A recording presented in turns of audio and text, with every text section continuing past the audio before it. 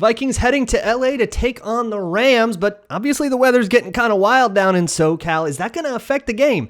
Let's talk about it on Crossover Thursday.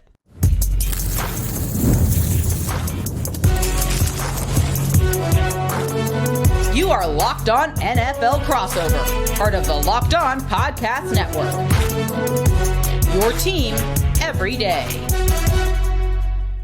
What is up, Rams fans? What is up, Ramley? What is up, Vikings fans? And welcome to a crossover edition, a wild card round crossover edition of Locked On Rams and Locked On Vikings, your daily podcast covering your Rams, your Vikings. My name is Doug McKain. You can follow me on X and Instagram at DMac_LA. I've been covering LA sports for over a decade, 24/7 sports, Bleacher Report, SI, do NFL radio for Westwood One. And of course, I'm joined by Luke Braun, the host of Locked On Vikings. You can follow him on X at Luke Braun NFL.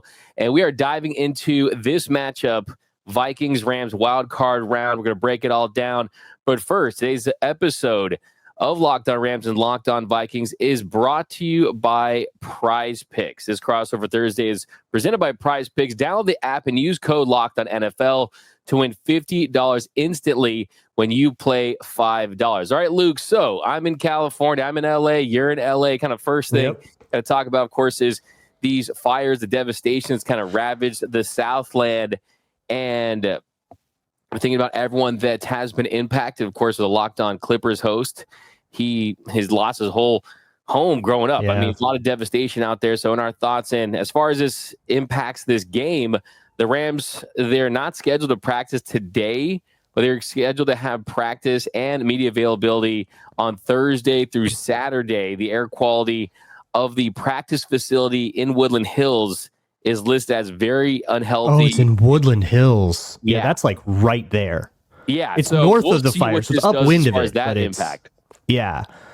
That's interesting. I was going to say, just like the Minnesota media has been asking the NFLPA and like spokespeople for the league about like, will this game have to get moved? Will it have to get canceled?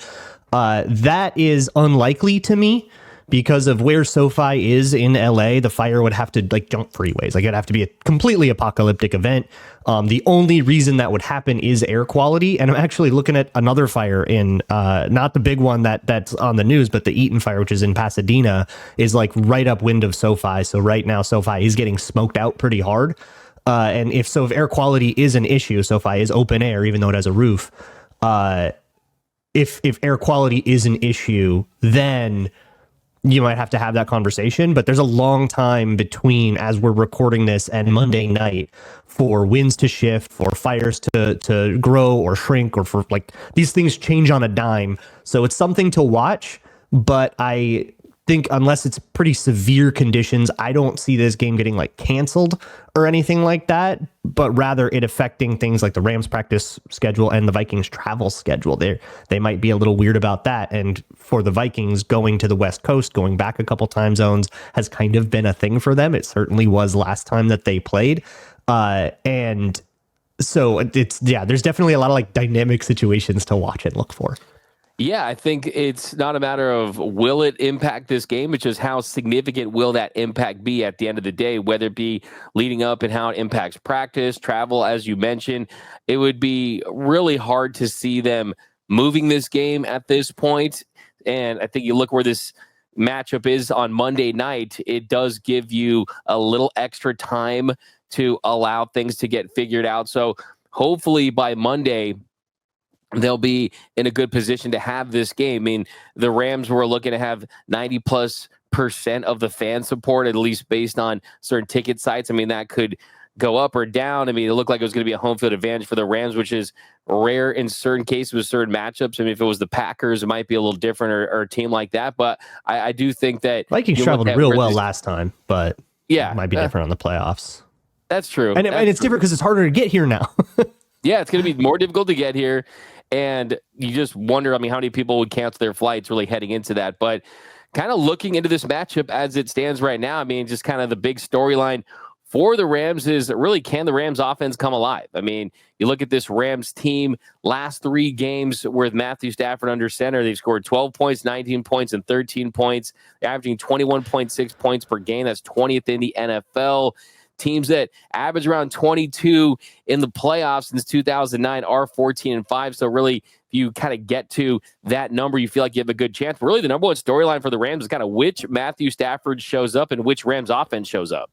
Yeah, so I'm curious about like what happened here, because when like the last time I saw you, the Rams offense was clicking, firing on all cylinders. Brian Flores actually said that like the fact that Puka Nacua, they kind of didn't think he was going to play, and they were a little surprised, and they were caught out by that, so they weren't really ready to defend him, and it showed. He popped off in that game. So what I saw of this offense was like this very like on time, in rhythm, very well executed thing, and it just hasn't been that way in the last few games. Jimmy Garoppolo notwithstanding, but in the Stafford games, why? Yeah, I mean, really what it's come down to is two things have worked for the Rams offense of late. And really that's been to run the football and the screen game and the production of Puka Nacua. And that's also kind of what hurts this team, is that Cooper Kupp is someone that has really been one of the best receivers for a long, long time, but he's not that WR1. He's not that Triple Crown perennial Pro Bowl level Cooper Kupp that we've seen. He hasn't been that guy for a minute now. And you just look at his overall production and just where it's been in this stretch where the Rams have struggled. I mean, he had no catches against the 49ers in week 15. He had 3 for 24 against the Jets, and he had 1 catch for 29 yards against the Arizona Cardinals. So he has really gone through this cold stretch. Last 3 games, I mean, 4 catches for 53 yards, no touchdowns. And then they really haven't explored the other options, right? Demarcus Robinson, who has been big in certain points of this season, and Jordan Whittington, he flashed in the last game. He really hasn't been getting the targets that he was when Puka and Cooper were out. Tyler Higbee, their tight end, did come back, and they really haven't had a lot of production from their tight ends this season to kind of feel good about. But really, you just haven't had the best version of Matthew Stafford as well. I mean, just more an accurate version of Matthew Stafford that's really not been on his A game of late. And you combine the fact that they're really basically going to one weapon for the majority of the time with Puka Nacua. They're just more limited right now than they've been. So with Stafford specifically, he's been inaccurate. How does that respond with pressure? The Vikings got like no pressure on Matthew Stafford last time, and it's because he got the ball out quickly and accurately, and he was where he was supposed to be. Plus, a couple of high profile moments like that touchdown where he scrambled around and kind of, vintage Stafford stuff. But is he still, able to time it out quick, and he's just missing the balls, or is pressure causing him to throw off platforms in ways that maybe he can't do the way he used to? There has been some of that, but for the most part this season, 103.2 pass rating when he's been blitzed this year. That's 9th best in the NFL, 8 touchdowns, 2 interceptions in those situations. He definitely has come through in situations where he has been pressured, but really to me, it's a combination of just a lack of downfield opportunities for him. And just look, I mean, sometimes Matthew Stafford comes out there and you say, okay, this is still a top 3 to 5 quarterback in the NFL, even at his age. And sometimes there's just some missed throws, just some overthrows that he'd like to have back, that he's honest about wanting to have back in the post game. And it's kind of one of those things, I think, with Matthew Stafford, where look, he's had such a long career. He's played in every game imaginable on the biggest stages. If you're a Rams fan, I think you kind of look at this as, look, the lights are bright. He's had a lot of success at SoFi Stadium throughout his career in playoff games. He's kind of one of those guys that things start to click when you need it to click. And I think that just the juice of the playoffs is going to bring the best out of Matthew Stafford. And I think that it's not one of those things where, the arm strength isn't there or he lost his fastball or anything like that. I think it's just one of those things where, look, he's a veteran quarterback that has had some injuries on the offensive line this season to his receiving core. I think there's been moments where he haven't run the football enough. But look, the truth is with Stafford in a playoff game, if you keep him upright and you get these guys in good advantageous situations, he can still produce. Now, coming up, though, we're going to talk about Sam Darnold, though. Sam Darnold. Yeah, speaking of the juice and pressure of the playoffs. And we're going to hit that up after the break. That's coming up next on Locked On Rams and Locked On Vikings. This Locked On Vikings, Locked On Rams crossover episode is brought to you by Gametime, the best place to find last-minute tickets. And with this game potentially changing, and will it move to Arizona, and all of these questions, and just also it being the playoffs, if the Vikings win this game, another one might start up, might even be a home game if things break right. Gametime is the place to go to find those tickets on the fly as plans change. I have been using Gametime all year long for tickets to whether it's Vikings games or something else. They've got the best customer service policy on the planet, and they also have their all-in pricing, which means that if you click that toggle on, you can see exactly what you're going to pay at checkout with no surprise fees or anything. Everything is already included in the price that is displayed. So if you're into that kind of honesty and transparency, then check out Gametime. Download the Gametime app, create an account, and use code LOCKEDONNFL for $20 off of your first purchase. Terms apply. Again, create an account and redeem code LOCKEDONNFL for $20 off. Download Gametime today. What time is it? Gametime. And we are off and running here on Locked On Rams and Locked On Vikings. Welcome to the show. By the way, shout out to those everyday listeners out there watching and listening to every single episode of Locked On Rams and Locked On Vikings. Cannot thank you enough. If you haven't yet joined that Everyday Listeners Club, just watch and listen to every single episode of Locked On Rams and Locked On Vikings. All right, Luke, pick it up here in our second segment. Now we're going to talk about the Vikings QB1 in Sam Darnold. Just the year he's had. Just one of the surprise resurgent seasons really in the National Football League. You had this Vikings team go out there and draft JJ McCarthy. He gets injured. You trade or you don't bring back a Kirk Cousins. He ends up with the Falcons, and it looked like he was going to be a stopgap type of quarterback for this organization, and he turns out to be one of the best quarterbacks in the NFL this season. Yeah, so for interested SoCal folks in Sam Darnold's future, right now, my understanding is for most of the year, and especially headed into the year, the plan with Darnold was that he was going to be a bridge. He was going to start for as long as he starts, and when JJ McCarthy was ready, he would take the mantle. Obviously, McCarthy gets injured, things change. Okay, this whole year is now the Sam Darnold year, and I think the idea was, if he plays well, he probably gets expensive, and we're not going to pay a quarterback, a 5-year, $40 million, $50 million deal. That's not really in our plans with a rookie here. So they were still going to kind of let him walk and say, well, we get a comp pick. But I think now that it's real, and crucially, it's emotional between Kevin O'Connell and Sam Darnold, their relationship is really strong and they mean something to each other. They're starting to talk about the tag and maybe other options or other stopgap deals. The problem is if you enter a real contract negotiation with Sam Darnold, there's going to be a lot of space between what the Vikings are willing to do and what Sam Darnold very deservedly is going to ask for. So you've got to clear that space. But he's played good quarterback. He's coming off of probably his worst game of the year, maybe second worst game of the year, of coming off the Lions. And the key thing is that game had an NFC championship vibe to it. That game I've never felt a regular season game that had that kind of pomp and circumstance, that kind of electricity to it. Ford Field was rocking. Everything was crazy. But it just felt like it had that pressure, and Sam Darnold was sailing passes. The timing was off. Everything was off. Rams fans, listen to my episode yesterday on Locked On Vikings, where I talked about in the second segment, I talked in a lot more detail about what did go wrong with Sam Darnold, but you can chalk it up to the lights were bright and he choked.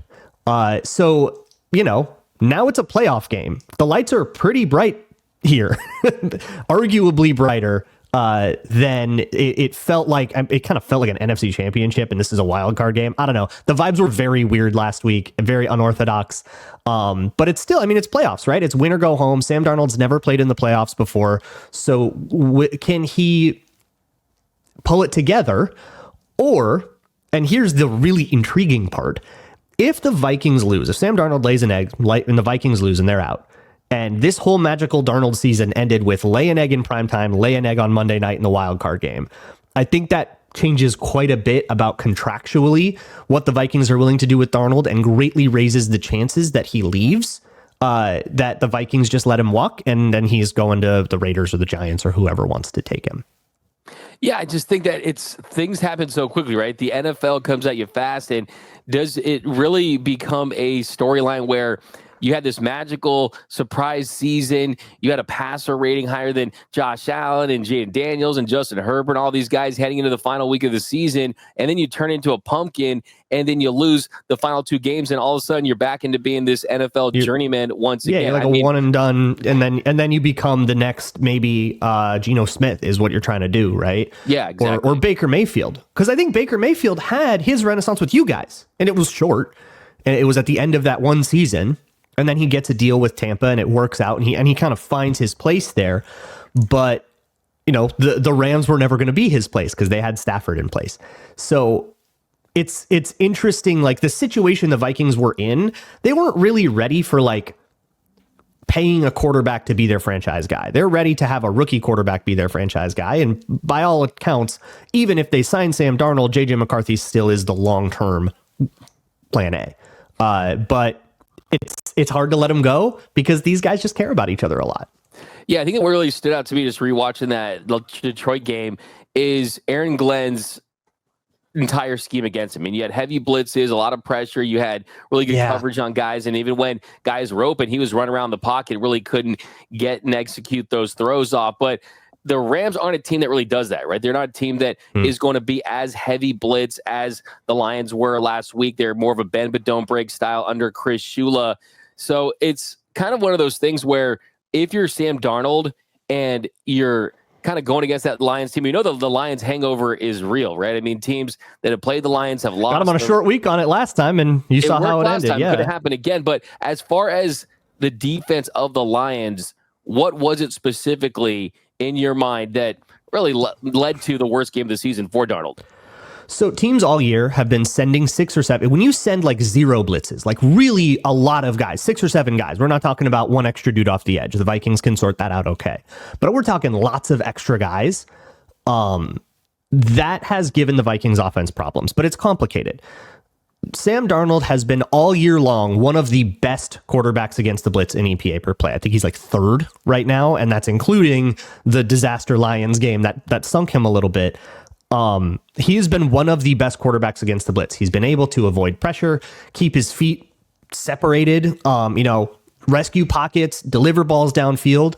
And so with that Lions, like if you watch that Lions tape, there were a lot of 0 blitzes with guys running open downfield, but Darnold fell apart. He couldn't hit him. The throws were inaccurate. He couldn't find it. He would turn him down. His brain wasn't working. He would find him, but too slow. And then the pressure's there. He can't throw it the way he wants to.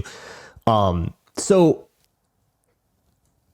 that is a plan. I watching the whole Vikings season, I think that's the best idea against Sam Darnold. Send 7, do cover 0, hope he falls apart. Arizona got away with that for 3 quarters, had a great game against them.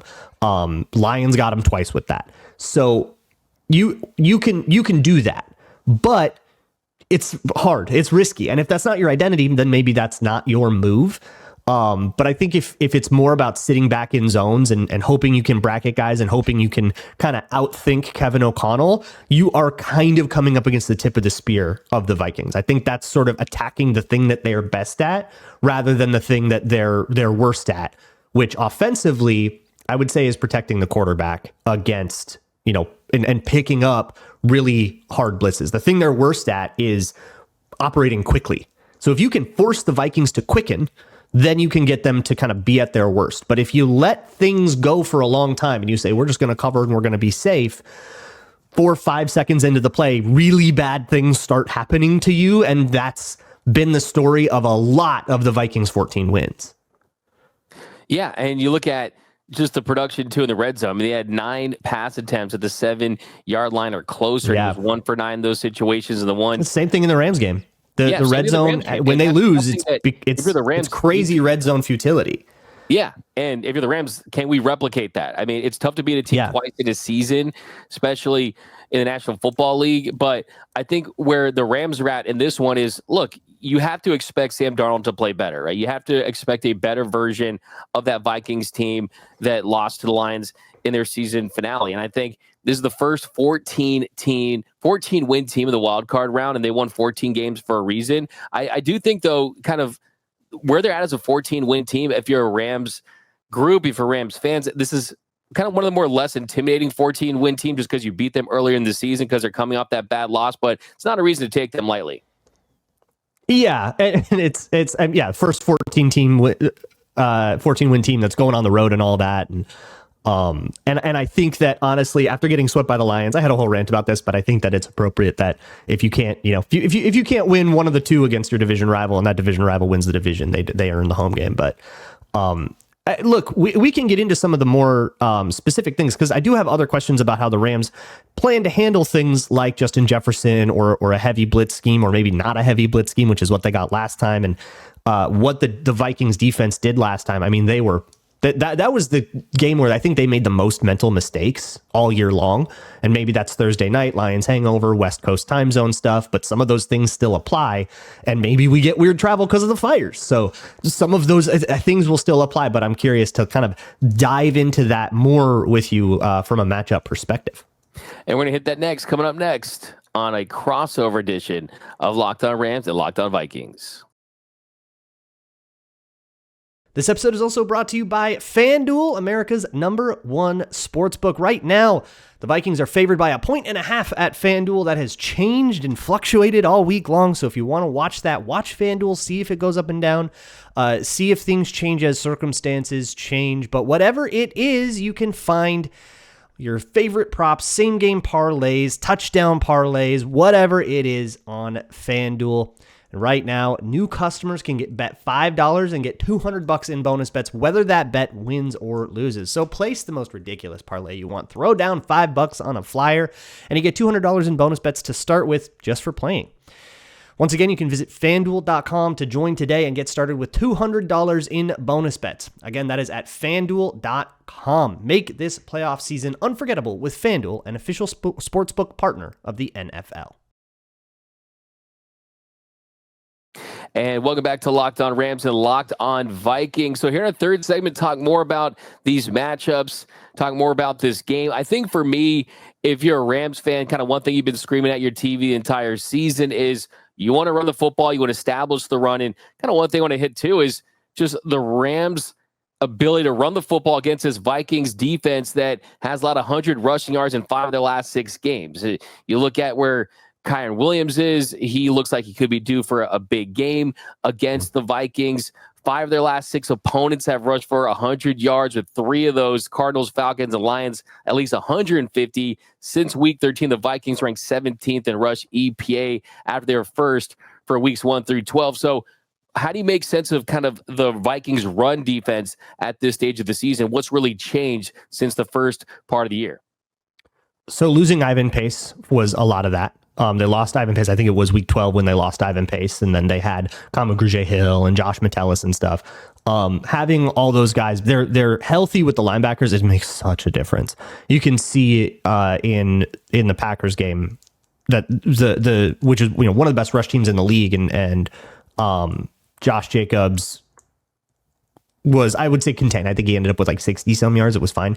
That mattered a lot, and that was when Ivan Pace came back. So that probably explains, I think that explains a lot of those. Not having those 2 linebackers for a lot of the season has hurt them, but they have them now. Cashman and Pace are both healthy and both slated to start.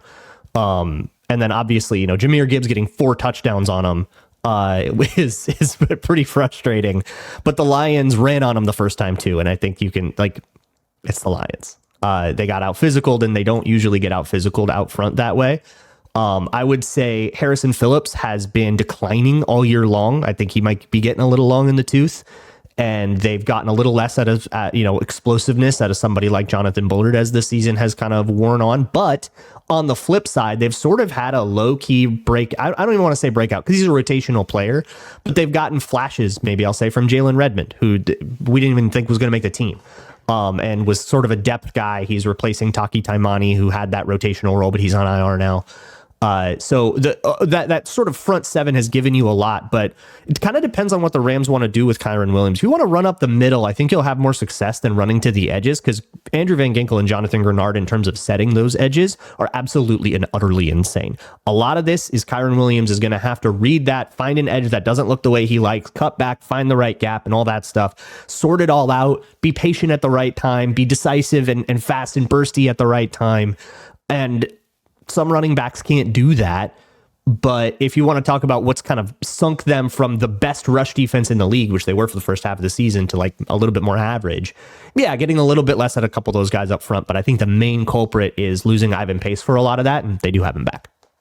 Yeah, and that's really going to be a big key to their success. And of course, from the Rams standpoint, it's Justin Jefferson. I mean, I think you kind of start right there and try to limit these big plays, those big explosive plays, because that's an area where the Vikings can have an advantage. Jefferson, at least 20 yards on 27.2% of his catches this year. It's the 7th best in the National Football League. And the Rams, that's a problem area. They've allowed the 5th highest rate of 20-yard receptions to their opponents this season. And that's something that's always going to be a cause for concern, because Justin Jefferson is someone that it's not about stopping him. It's just trying to limit the damage as much as humanly possible. And it's not like the Rams are going to throw out their elite boundary corners or anything like that. The safety play has definitely been a strong suit for them, trying to get big and physical as you possibly can and just try to keep things in front of you. I mean, this Chris Shula defense has worked, and the reason it has worked is the defensive line getting pressure. Jared Verse, a rookie out of Florida State, he's already established himself as one of the best edge rushers, not even just as a rookie. And I think really for this Rams team, they're not a team that gets a ton of turnovers like the Vikings do, but neutralizing Justin Jefferson is going to be by committee and not by one individual. So it sounds like we're zoning off or bracketing. That's going to be that's going to be the plan. So when that happens, when other teams have done that all year long, their quarters and cover 2 and stuff, that kind of has meant Jordan Addison gets 150 yards, TJ Hawkinson gets 100 yards. Like that's like those other guys pop off. And the best way to defend Justin Jefferson that I've seen other teams employ is to get really physical with him in man coverage, and eat your flags sometimes. And just kind of mug him and beat him up. And it works against Jordan Addison too. He's a smaller receiver. So teams have been really physical on the Vikings and kind of have taken their flags in stride. And it's led the Vikings to be like way out in front, lead the league in like penalty yardage, because you get DPIs that obviously skews that. But it's kind of just the way that teams want to defend the Vikings. And everybody says, yeah, we'll take a couple of DPIs and hopefully that sort of stymies these guys. But it sounds like you're not thinking about doing that. You're thinking more about playing spatially. And I'm telling you, if it becomes down to a chess match of who can better navigate spatially a field with Justin Jefferson on it and the gravity that he has, I've seen teams do that a lot this year, and those are the games where Sam Darnold throws for 350 yards. And that's the challenge, and that really is a scenario where it's kind of a personnel thing from the Rams standpoint. Is you really can't take that bait if you're them and defend him like that. And we saw kind of in the first matchup too. It's like you need to know that you're going to produce on your offensive side of the football as well. And I think, look, if you're Sam Darnold, if you're Justin Jefferson, I mean, you mentioned Jordan Addison, another USC guy. I mean, DJ Hawkinson back. I mean, they have weapons, and I don't think that you're going to completely stop and neutralize this Vikings offense with their right. And look, you got Cam Akers, former Ram there. You got Aaron Jones, former Ram there. But I think that what has worked for this Rams team all season long is playing their style and not tailoring it to one player particularly, and just hoping that the bend but don't break style is effective enough to allow the offense to really put up points. I mean, what's really interesting too about this matchup is just a lot of just polar opposites with these groups. I mean, look at the Rams. First quarter, one of the worst in the NFL, 1.8 points per game. It's 31st. The Vikings, on the other hand, is second best, 6.4 points per first quarter. So getting out to a really strong start. I mean, you saw in the first matchup, the Vikings outscored the Rams 14-7 in the first quarter. They scored 2 touchdowns in their first 2 drives. So I think they went touchdown. So I think that you are a Vikings team. You're going to look to get explosive early, and a lot of that is taking advantage of those playmakers you do have. Yeah, and while we have time, I want to flip to the other side too, because the Vikings' whole philosophy is aggression. This is just a team that is built on aggression. They're built on aggressively pushing the ball downfield on offense, shot plays all the time, but defensively, it's Brian Flores, right? It's blitzing and all that. So with the way that Stafford has been playing, like his response to the blitzes last time was to get the ball out quickly, and they did a good job of pushing the ball downfield and not contracting. Is that still the way that Matt Stafford does this? And do we trust this offense right now to get the ball out quickly, not just to check downs in the flat to Kyron Williams? The Vikings know how to do that, but to get the ball out to Puka Nacua on a basic and execute that tightly and quickly enough to really beat these blitzes, but not have to change your offensive philosophy over it. Yeah, absolutely. I mean, I think the game plan is going to be similar in a lot of different ways. I mean, you've seen them have success with screen passes. You've seen them have success with jet sweeps. I think one thing that Rams fans are going to be looking at early is if Cooper Kupp isn't getting separation, if he's just out there being a run blocker and maybe a guy that occasionally moves the chains and the Rams need points, and let's say the Vikings get off to a good start like we saw. Do you insert Jordan Whittington, who had a really nice game in the season finale, who has played well in his opportunities? Do you throw him into the mix as another weapon if the emphasis is he a receiver? Jordan Whittington? Yeah, Jordan Whittington, receiver out of Texas. Okay. Yeah, he's someone that's like he can impact him as a kick returner. He's big, physical receiver, strong hands, and kind of fits the mold of a Rams receiver. But I do think that is going to be the game plan. And like you mentioned, the blitz heavy style of the Vikings, the ability to get turnovers. I think with Matthew Stafford, there comes a point when it gets a little gunslinger. If you fall behind early in games, you want to get it all back in a hurry and push the ball downfield. But when we've seen this offense click at their best with this version of Matthew Stafford, it's when there is a balance with the run game, with this offensive line that is more of a road grade style gap duo with the reemphasis on just being big and physical with Kyron Williams as your running back, and just kind of mixing things up with Tyler Higbee being back, another little safety valve for Matthew Stafford. I think, too, you just can't turn the ball over. I mean, we mentioned these polar opposites between these two teams, the first quarter scoring, turnovers as well. I mean, the Vikings, 33 turnovers this season. That leads the NFL. The Vikings have 24 interceptions, 5 more than any other team. The Rams have 23 interceptions in the last 2 years combined. So not turning the ball over, playing clean on offense is going to go very far to determine if the Rams ultimately win this game at home. And you have to play the style that has led to being the surprise NFC West champions. And that's by not doing too much. And we've seen that have success this season. Yeah. I mean, turnovers, it always comes down to turnovers, right? And for the Vikings, they have sort of cleaned up their giveaways issue. Over the last couple of months, Sam Darnold hasn't thrown too many interceptions. I think he's got 2 or 3 since like week 12 or something like that. And one of them came on a 4th down that he was just throwing it up, and it was actually better than taking a sack because it was 4th. But so he's been playing a lot cleaner brand of football. They've had a little fumbleitis sometimes here and there. But I think things have like normalized in terms of their giveaways, but they're still generating a lot of takeaways. And the reason they generate takeaways is because they put a lot of pressure on you. They confuse the picture. They muddy it. A lot of their takeaways look like the one Matt Stafford threw to Byron Murphy in the last game, where it was kind of a late down. He was just throwing one up, big overthrow, and it falls in the bucket. They just track the rainbow. And you got to not do that. And maybe that means eating your sack and playing more conservatively or something like that. But yeah, it is a difference in styles. It sounds like the Rams are a lot more about conservative, sound, execute, do your thing, and be efficient. Whereas the Vikings are all about hunting that one explosive and famine feast. Hey, good luck. I know you're going to be at SoFi. I'll be at SoFi. We'll meet up. Maybe we'll do a little short with our iPhones or something, we got to do it. A crossover short, the first crossover short in Locked On NFL history. That'd be fun. But that's going to do it for this episode of Locked On Rams and Locked On Vikings. And until next time, whose house? It's Locked On Rams house. And as always, Skull. There we go. As always, Skull. I love it. All right, guys. See you next time.